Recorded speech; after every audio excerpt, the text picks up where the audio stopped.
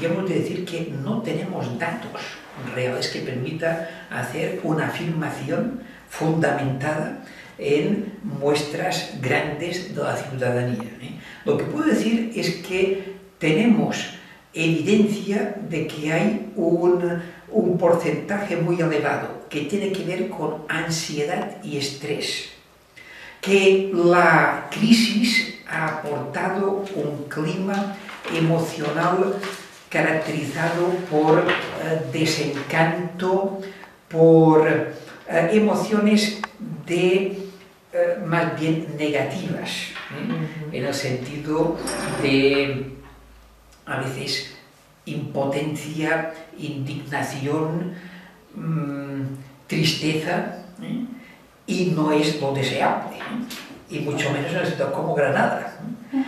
Afortunadamente, esto es muy diverso, y a pesar de esta situación, hay personas que, a pesar de todo, pueden reconvertir estas emociones y vivir con alegría, con humor, con amor, y creo que la educación emocional va por ahí, tiene que ir por ahí, tiene que ir hacia crear climas emocionales positivos de satisfacción.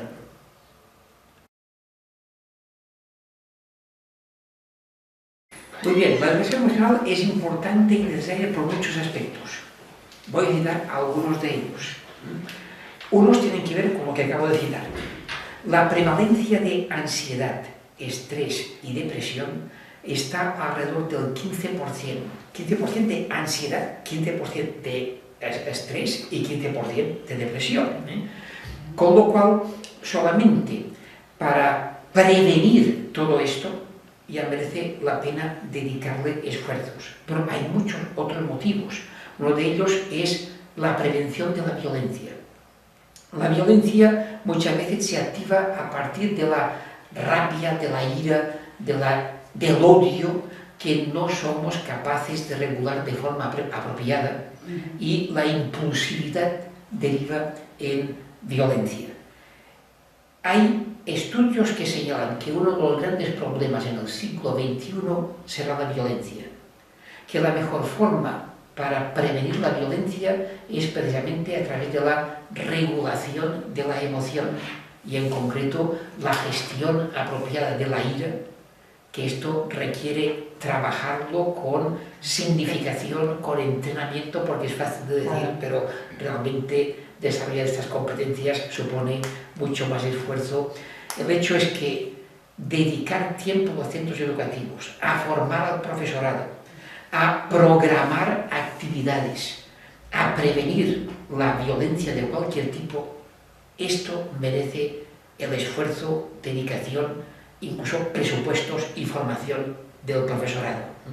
Por otra parte, la educación emocional, a mi modo de ver, tiene dos grandes objetivos. Uno de ellos es el desarrollo de competencias emocionales en todas las personas y, relacionado con esto, el crear climas emocionalmente positivos, de satisfacción y de bienestar. Creo que todo esto justifica dedicar interés, sensibilizar al profesorado y a la sociedad en general de la importancia que tiene prestar atención a las emociones.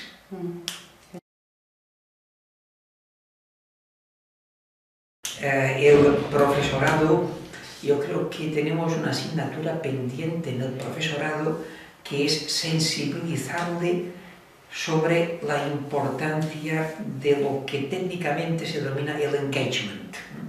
El engagement es un concepto que últimamente se está difundiendo bastante y que podríamos traducir por implicación emocional en la profesión. Y por razones X, en muchos centros educativos a veces se respira un clima emocional donde implicarse demasiado parece que no acaba de ser bien visto. Hay evidencias de que una parte importante de la formación que se hace con el profesorado no se llega a poner en práctica por los frenos que hay en el mismo centro educativo y que son frenos no legales, sino emocionales. Y que uno no se atreve a hacer qué tipo de innovaciones por miedo a cómo puede ser visto, qué pensarán los demás, lo aceptarán, y todo esto, en el fondo, son frenos emocionales que tienen que ver con el clima de centro, con el engagement y, por lo tanto, con la implicación que el profesorado tiene en lo que es la innovación. No es un tema único y exclusivamente de los centros educativos. Esto pasa en cualquiera de las organizaciones. Claro, cualquier empresa, sí. Yo siempre digo que el primer destinatario de la educación emocional es el profesorado. Probablemente el segundo deberían ser las familias.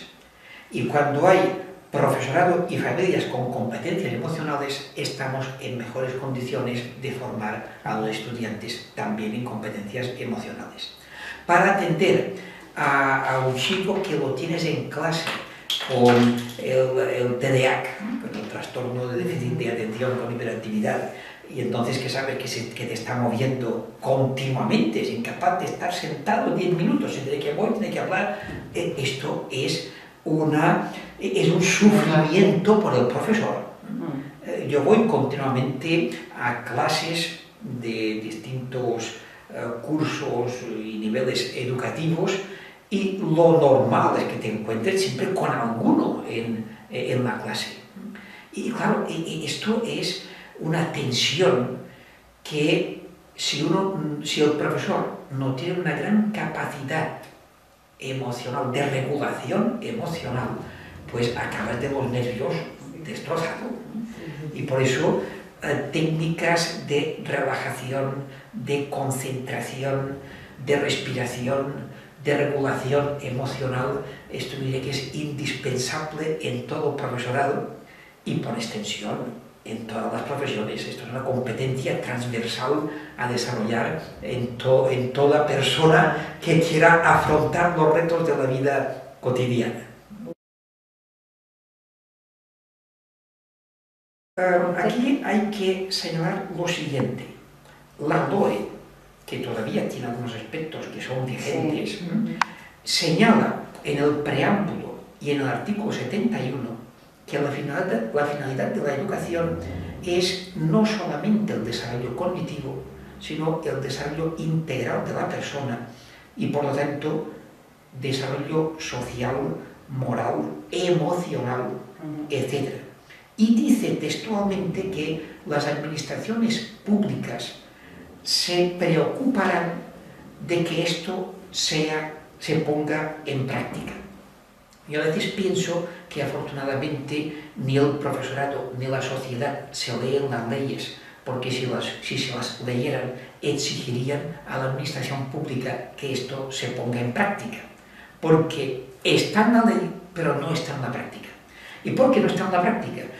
Primero, porque ni la inspección está suficientemente sensibilizada y que analiza si esto realmente está de acuerdo con el artículo 71 de la LOE y que el profesorado haya recibido la formación necesaria para poderlo poner en práctica.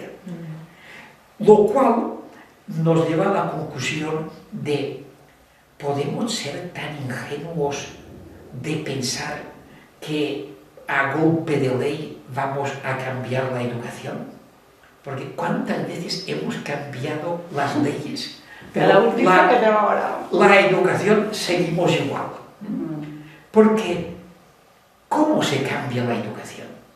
La educación se cambia a partir de una sensibilización del profesorado en la necesidad de innovar y de cambiar, y que esto sea la puerta de entrada a una formación seria de rigor del profesorado, acompañada de proyectos y programas que pongan en práctica los cambios y la formación que uno está aprendiendo. Y claro, así es como funcionamos. Por lo tanto, sí que está la ley, está la ley en la LOE, no en la LOMCE, porque curiosamente en la LOMCE, Sí, la ley actual, la ley Sí. conocida como la ley DER. En la LOE del 2006, por primera vez en una ley en España se hablaba de emociones. Pero en la 11, si la analizamos, en todo el articulado la palabra emoción o sus derivados no aparece ni una sola vez. Entonces ahí también es interesante ser conscientes de esto y lo que supone en cuanto a progreso o retroceso sobre una sensibilización por parte de la administración pública sobre este tema. Y claro, lo que no hay es una formación inicial del profesorado, porque el profesorado termina unos estudios tanto de educación infantil, primaria como secundaria, sin que lo más lógico es que no haya visto absolutamente nada que tenga que ver con las emociones, porque no hay ninguna asignatura en el currículum formativo que tenga las emociones, la educación emocional o todo lo que tenga que ver con lo que estamos hablando como formación para la puesta en práctica. Después, en la formación continua, se hace lo que se puede en función de iniciativas excelentes como vosotras, que estáis sensibilizadas y os preocupáis de que haya, pues esto, una sensibilización del profesorado y una formación del profesorado, que se va a formar además el que voluntariamente quiera. Claro. Y esta es la realidad que tenemos. Sí. Sí, un importante reto, como decimos, si vemos que la convivencia es una de las líneas prioritarias en las que debemos de formarnos y aprender a gestionar las emociones, pues tenemos mucha tarea por delante.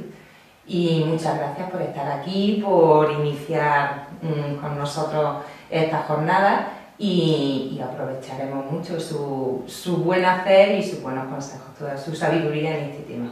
Muchísimas gracias por la invitación. Os felicito por tener el interés de abrir camino en esta temática y muchas gracias por compartir estos momentos. Pues gracias a usted, Rafael.